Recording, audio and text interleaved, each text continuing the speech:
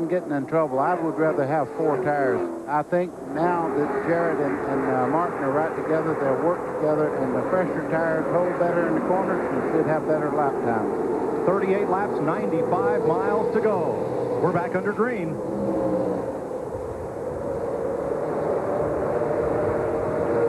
Gordon down on the inside. He is still 5 laps down. Had that problem with an oil leak early in the race. Benson deads out ahead of the field just a bit. Here comes Elliott Earnhardt Jr.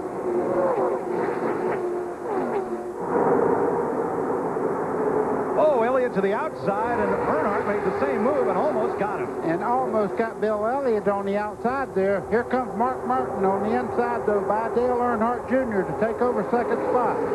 And Martin, like Dale Jarrett right behind him in the 88, got 4 tires instead of 2. Now Elliott with a good run off of turn 4, though, shoots back up there in second place. Boy, he's got a strong car. He came off the corner there pretty much even, and he pulled right on up there. Now, can Dale Earnhardt be helped to Earnhardt Jr.? Well, down the straightaway, yes. In the corner, they have a little different line. I think Earnhardt Jr. right now has got to drive his own car. His dad's behind him right now. If he can get some help from him, it'd be great, but he's got to drive his own car. Dick Berggren. Well, one of the things that has happened here is some of the guys who took 2 tires not only got better advantage on the racetrack, their cars have gotten faster. Earnhardt Jr. is one of them. His car has been pushing, so 2 tires will loosen it up a little bit, and that's part of the reason he took just 2. And Buddy Baker, you are absolutely right. Jarrett and Mark Martin working together is a result of Todd Parrott coming down to Mark Martin's pit and saying, let's hook up, go to the front, and get this thing. Here they come. You see them from the Bud Cam on Earnhardt Jr.'s car, right side of your screen. Number 6 Martin, and right behind him, 88 Jarrett. Now they're running the low groove. That's where they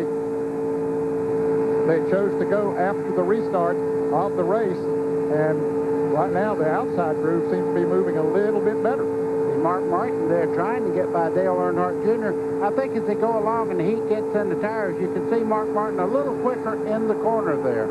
Bill Elliott up there really working on the 10 car of Johnny Benson. Boy, Tony Stewart just ran a whole lap, 3 abreast, and here they come 3 wide off the corner in the middle of that pack. Oh, that's close, and Stewart finally finds a space in the high groove. Boy, just behind them, I tell you what, my hair's standing up. These guys are 3 wide as they head down towards turn 1. This is a real scramble. You're going to find out who has the great car now.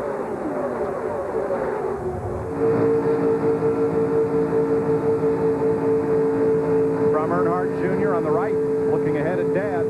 Dad's sitting there in pretty good shape right now. He got by Junior, and he said, let's go. We got to go to the front. He's running out of laps. 3 Fords lead those 2 Chevrolets, and Robbie Gordon now up to 6.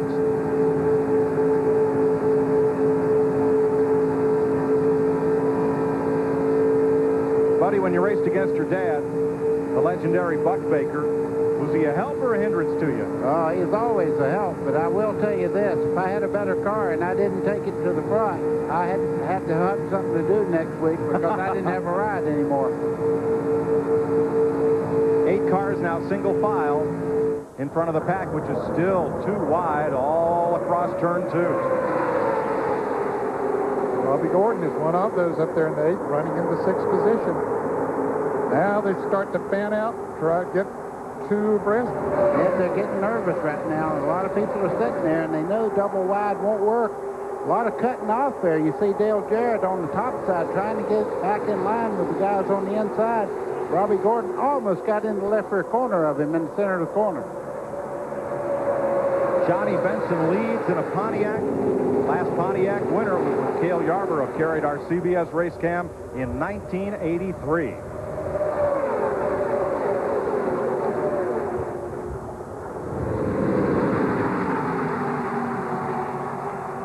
Now it's 7 single file, trying to establish some sort of breakaway, but I'm surprised they're not pulling away from all this double file racing. Well, they're turning some pretty good laps. Johnny Benson's turning laps faster than we've seen in quite a while since the early part of the race.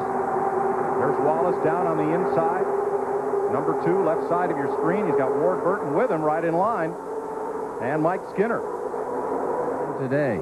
But that year, coming down the back straightaway, was when he had that vicious crash tumbling several times down out of turn number 2. Wallace continues to pace his way. On the restart, he was to 10th as a starter. He's up to 7th, and caution is coming out on the track for Derek Cope.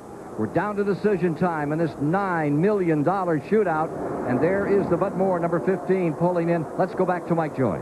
Ken, I believe he brushed the wall up in turn number 3. They were 3 abreast there. A little bit of smoke there from Cope's car as he pulls to the safety access road on the road course. Mike, the right side of that car was completely flat. He definitely got in the wall. You were correct. The cars in the outside lane, 26 of them are on the lead lap, and they're led by Johnny Benson, Bill Elliott, and Mark Martin as they come down to take the green flag. 25 laps to go.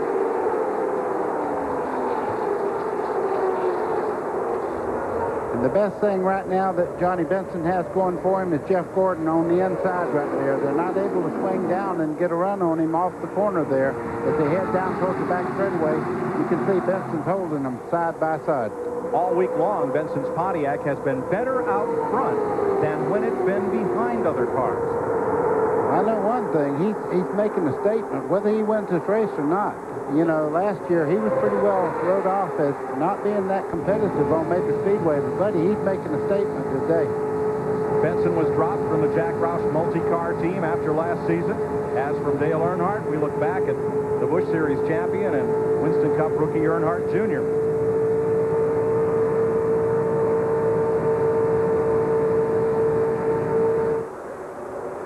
Jeff Gordon is giving them plenty of room to race. He's not up there, you know, charging and holding back anybody. He's letting them go at it themselves. And I tell you, that's real sportsmanship. He could be up there racing side by side with any of those cars, which it would hurt them. So he's a good friend to a lot of people there. Exactly right. He's pulling over and letting that outside line just go right on by now. But they're not waiting. They're starting to move around now.